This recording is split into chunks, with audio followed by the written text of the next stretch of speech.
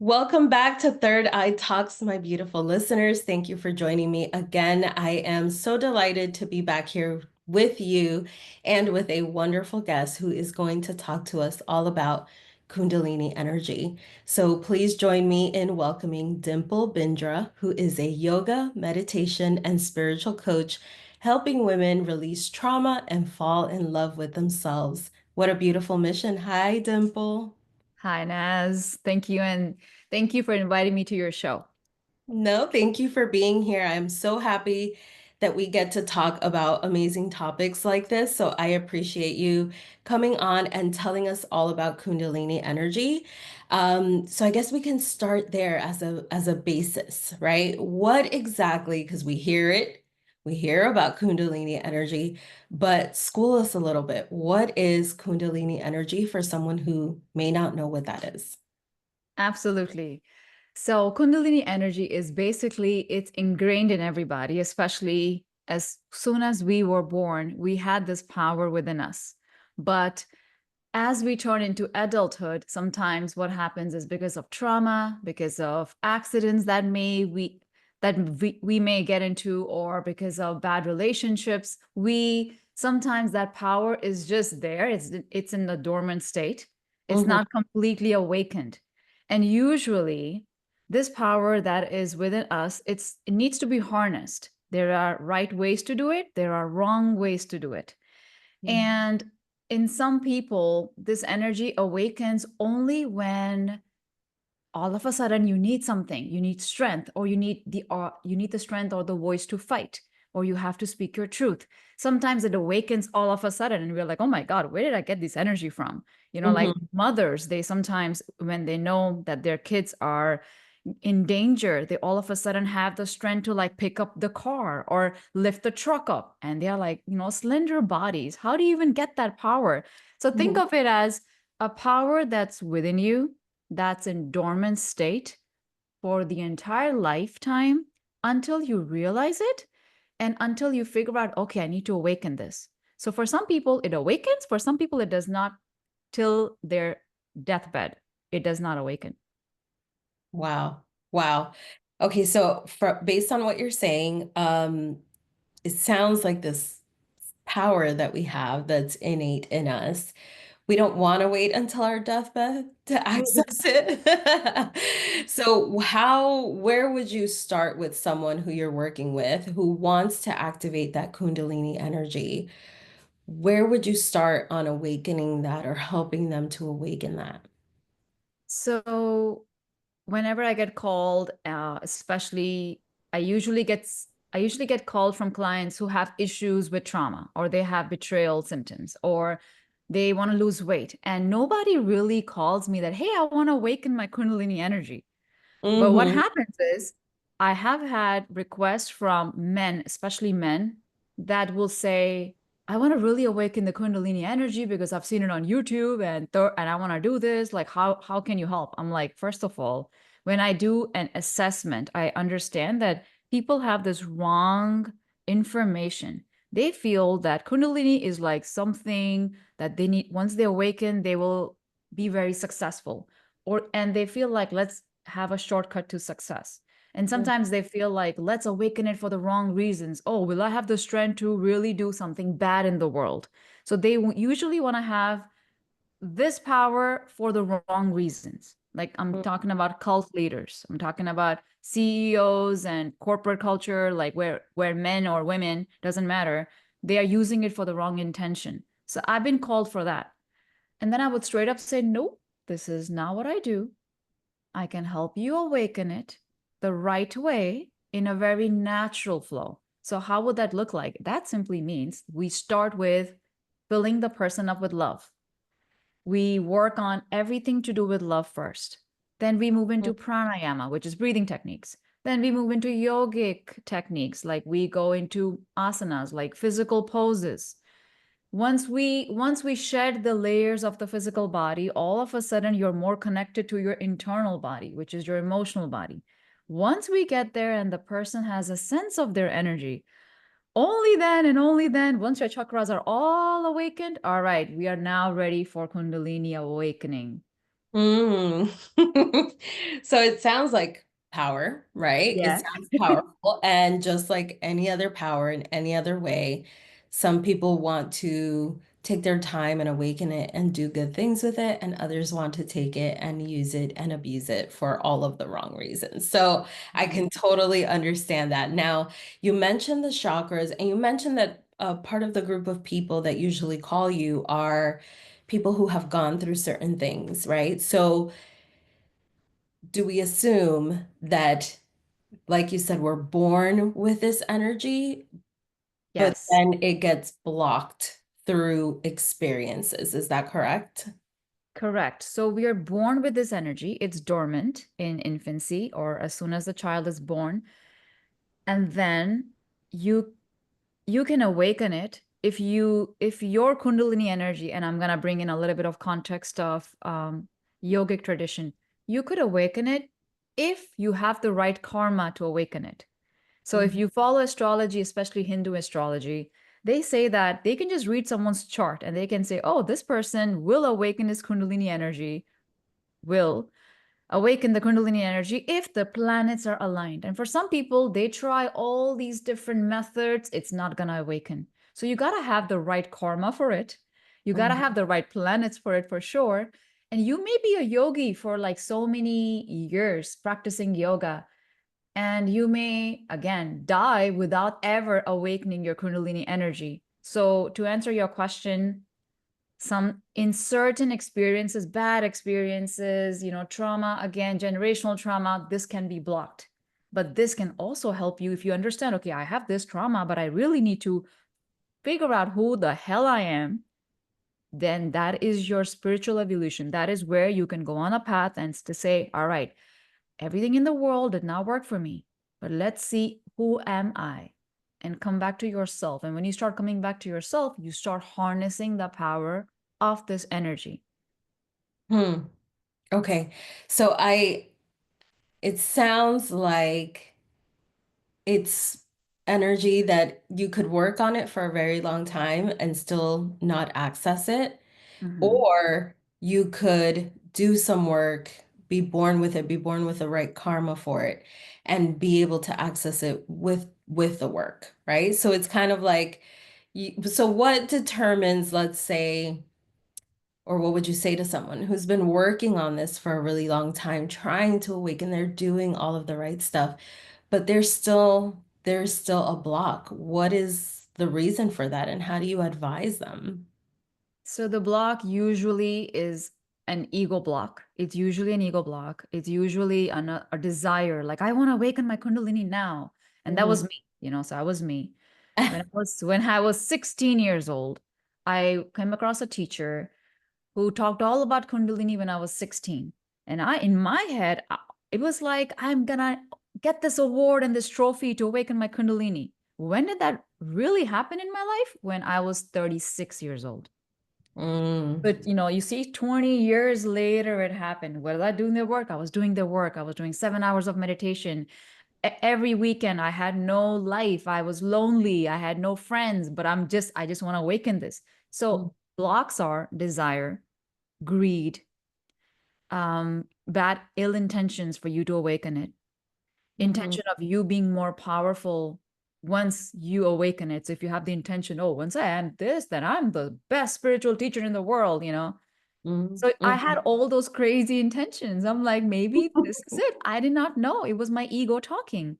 So these are some of the things, these are some of the blocks that everyone needs to, just as is in the world today, they need to get rid of them, like jealousy, being judgmental, having negative feelings for somebody, having the wrong intention, being toxic, or having bad behaviors. Once we start shedding those layers of our shadows, we naturally awaken it. And there are certain steps that everyone can do, very basic steps that they can just start on a journey and they can get to the end goal. But there is no destination date.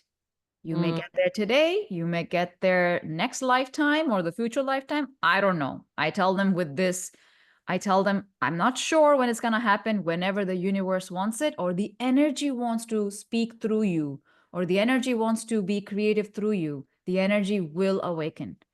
I solidly believed it will happen to me. It happened to me. Hmm. And what does it feel like? What does it feel like when you do access this energy? What is the feeling? And is it possible that someone could have awakened their Kundalini energy and not know that Yes. what it was? So what does it feel like? So to me, all I can say is no word can ever express my experience because I had to write pages and pages and pages once it awakened. That was it awakened, and thank goodness I was already learning about it and I had a teacher. So I kind of knew what to do with it. But that was my experience. It was an experience that my whole body was shaking and vibrating. And I clearly remember this. I was in an apartment in California with my ex husband. He went to work. I was on the bed, and it was like around 8 a.m. I did not wake up that day. Somehow I didn't have no classes, nothing. And I was still in a baby fetal position because I sleep on the side. And all of a sudden, I'm sensing this hissing noise of a snake in my ears. I'm like, what is it's like shh.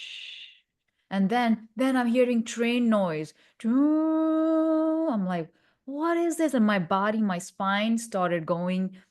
Uh, and again, all my words, this is only, I'm just trying to express it. Again, I've written like 7 or 8 pages on this experience, but I'm trying my best to speak.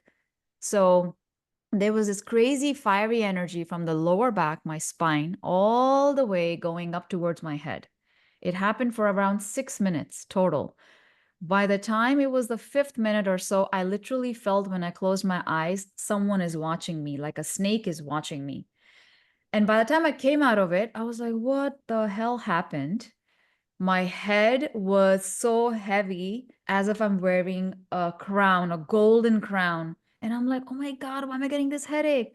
But here I can tell you after the experience, I cannot say this to you, Naz, but I felt as if love was just a word that I was practicing previously.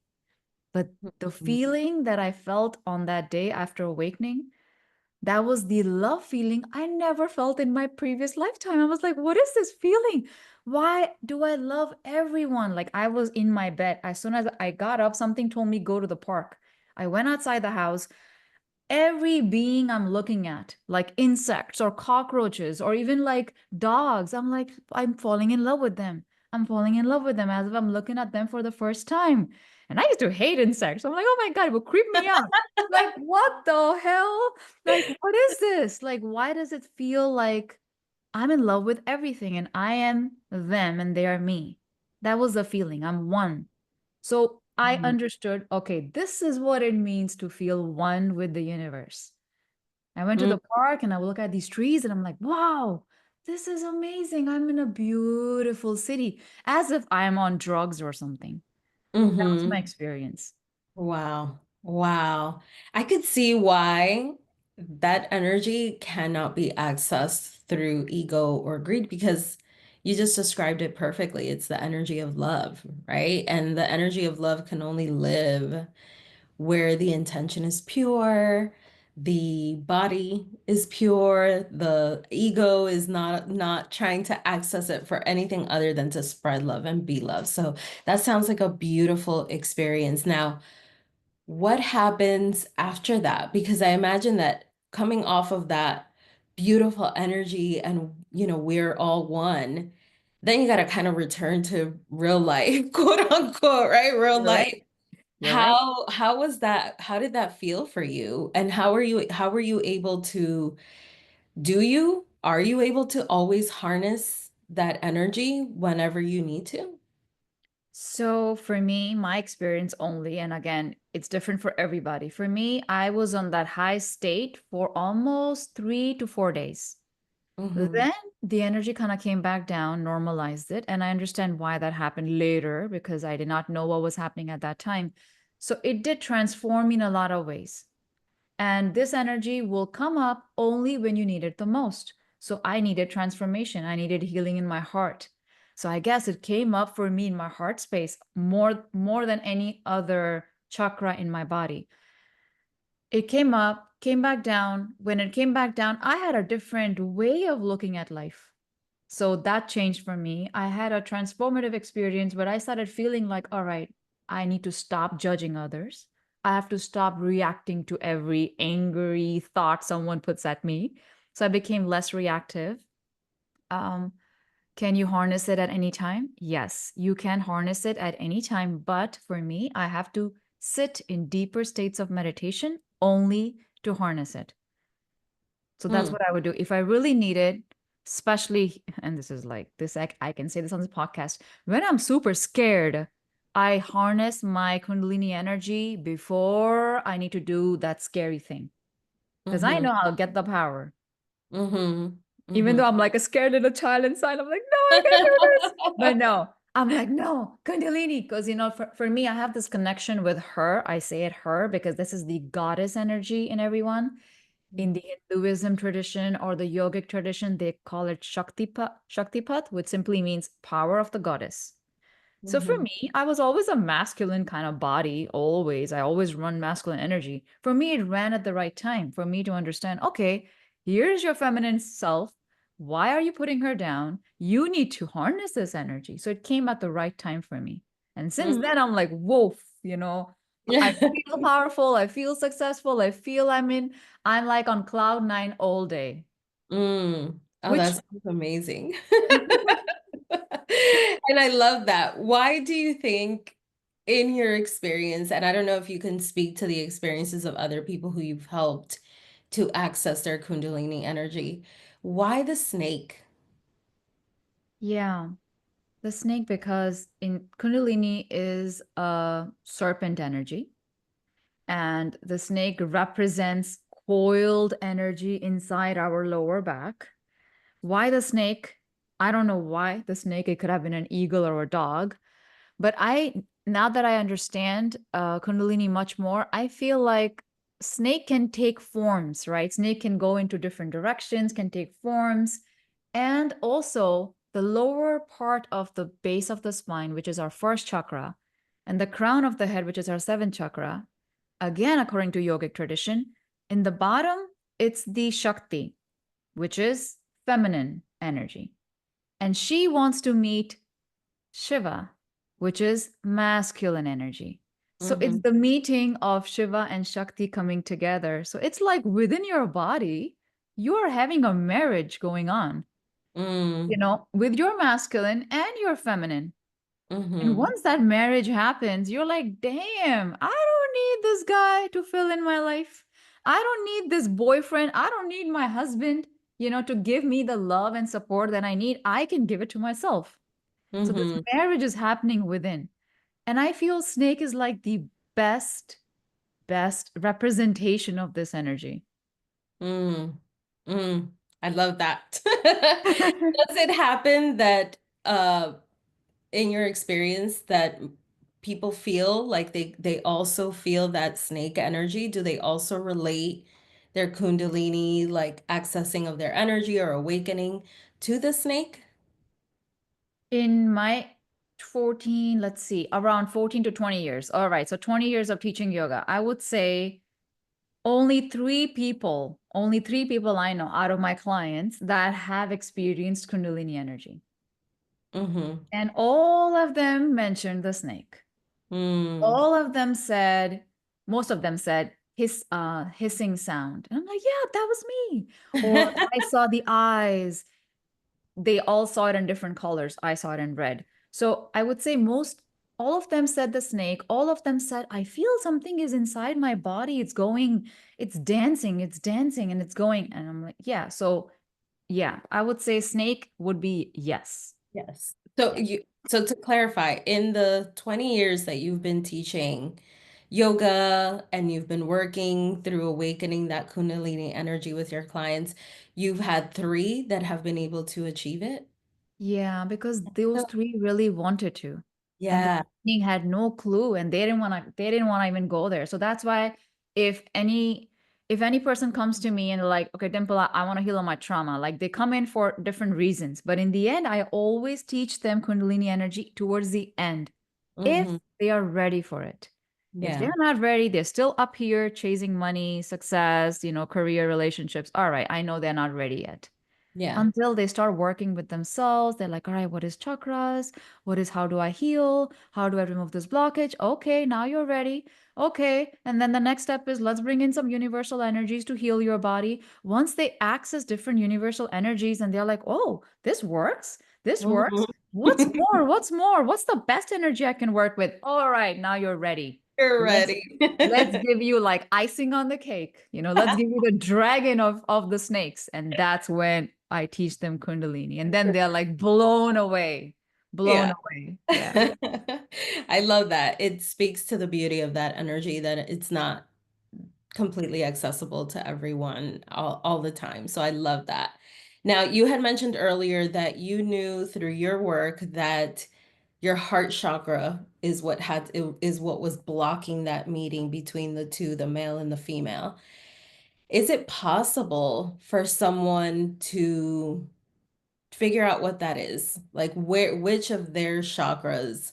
I know my chakra blockage, but how can someone find out like where's this energy blocking me, right? As a Yeah. starting point, where am I blocked? How can they figure that out? How would you work on a client through that? So I had one client who reached out to me. His Kundalini awakened the wrong way because he was smoking weed and mixing it with meth and ketamine, some drugs. And then he called me. But when he called me, I couldn't talk to him because his voice was like a horse. Like he would say, "Eeyaw!" And then he would talk, and then, "Eeyaw!" And he would say it one sentence. And I'm like, whoa. So I sensed, okay, his Kundalini energy awakened, but then blocked right here, which means stopped right here. Mhm. Okay. So when the person is awakening the energy has its own intelligence, own superpower. We don't have to tell her anything. She knows where to go. And if you have your lower back blocked, she's just going to be stuck right there. So then you'll have this lower back pain, excruciating lower back pain symptoms, sciatica. I'm talking about 10 out of 10 pain. I'm not talking about 1 out of 10. Yeah. If it if she awakens and she gets stuck in your second chakra, you may have like again pain. So pain is one of the symptoms. You may have some sort of issue or illness in that area. Goes up Mhm. to the third, you will have your digestion will be off, you'll keep throwing up, you cannot digest food. Or sometimes it goes the wrong way, which is you'll start craving like meat if you're a vegetarian. This is what Mhm. I have seen. When it goes up to the fourth, and if you're blocked here, depending on the blockage, how blocked are you? You cannot breathe. You're like, oh, something is stuck. I cannot breathe. And you'll keep coughing. You'll keep coughing. Going up the, to the fifth, that's what happened to my client. He couldn't even talk. So Mhm. that's when we know, okay, the energy is just stuck here because first of all, you awakened her the wrong way. Like, don't mess with this energy. You awakened her the wrong way. All right, now repercussions. And I couldn't help that guy. I Mhm. could not help him. I'm like, you gotta, you have to calm the energy down. We have to do a lot of cleansing. Couldn't talk, could not help that guy. So then if it's stuck right here, those people start seeing entities. They start seeing hallucinations. If you go to the doctor, they'll say you're bipolar, you have schizophrenia.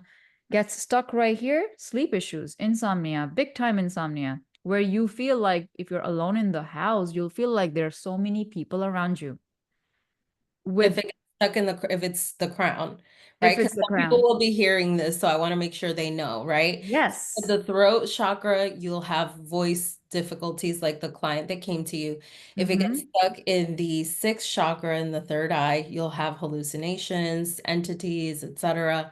And if it's Correct. stuck in the crown chakra, the seventh chakra, top of the head, you'll experience uh, More hallucinations. bigger hallucinations, sleep issues. And Okay. you'll feel like someone is watching you all the time. You'll keep feeling like, oh, someone is here. And it's like making up stories. You're Yeah. making up stories. So Yeah. those are some of the things, these are extreme blockages that may happen if you're trying to awaken Kundalini the wrong way.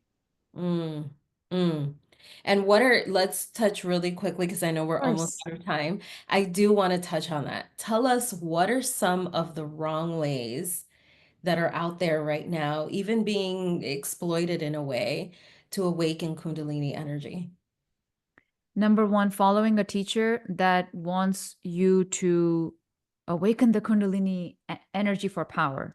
Like, don't follow anyone who has those kind of intentions. Number two, you taking recreational drugs and you're mixing drugs with alcohol or other substances. Mhm. Number three, you haven't had. I'm sorry, I don't mean to cut you off, but I do No, of want course. to, because I've heard a lot about, ayahuasca and those sorts of experiences. Are those included in some of these situations you're talking about? We're talking about like illegal. So this is not like mushrooms or ayahuasca or anything like that. Yeah, I'm not talking about mushrooms. I'm not talking about ayahuasca. I'm just focusing on the drugs that, the chemical drugs, the that people take for recreational purposes. Ayahuasca, 100% will awaken your Kundalini.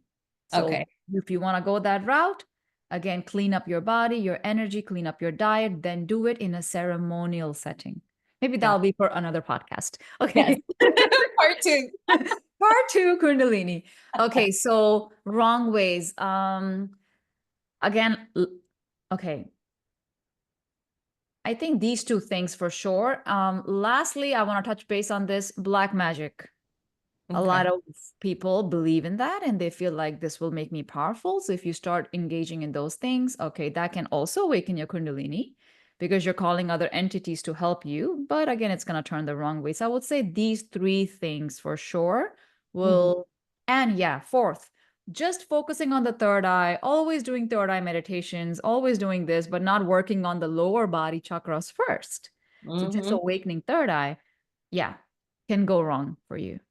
Got it. I love that. I love that. And I love that we got to touch on that because I feel like I do see a lot out there about Kundalini energy. And I think I feel like some of it sometimes is not intended. It doesn't have the purest intentions, right? Or even it trends. It's a trend instead of being seen as this holy energy, like you spoke about, the holy energy of love and understanding that not everyone is going to be able to access that unless they've done the work. So I love that you touched on that. I think it's so important to talk about how powerful this energy is and how clear and well intended you have to be to access it. So I appreciate that message and you talking about that. All right. So, Dimple, where do we find you? How can we work with you? If we heard you today, we're like, I need this energy. I want to access it. I feel like it's time, or I want to do the work that gets me there. How do we get in touch with you and how can we enter your world? So just on my website, dimplebindra.com, which is DIMPLEBINDRA.com. So if you go on my website, you can find me on all of my social media channels. You can follow me anywhere. I'm pretty active on all of social media. Love it. Dimple, thank you so much for being with us on Third Eye Talks today. I am going to go off and just relax and think about this beautiful energy and hopefully, reach out to you, get access to you. To my listeners, go ahead, go check out Dimple. Dimple, you have a podcast too, right? Yes. What is the name of your podcast? Supercharge your soul's transformation. Oh, okay. And we can access that anywhere we Yep. listen to podcasts. Anywhere. Yep, exactly. Or you can just search Dimple Bindra podcast and it will come up. So Supercharge Your Soul's Transformation podcast. That's another way, listeners. Go ahead and go and listen to Dimple's podcast to get access into her world. Thank you so much for being here. And to my listeners, I will see you next time on Third Eye Talks. Bye. Thank you, Des. You're welcome. Bye.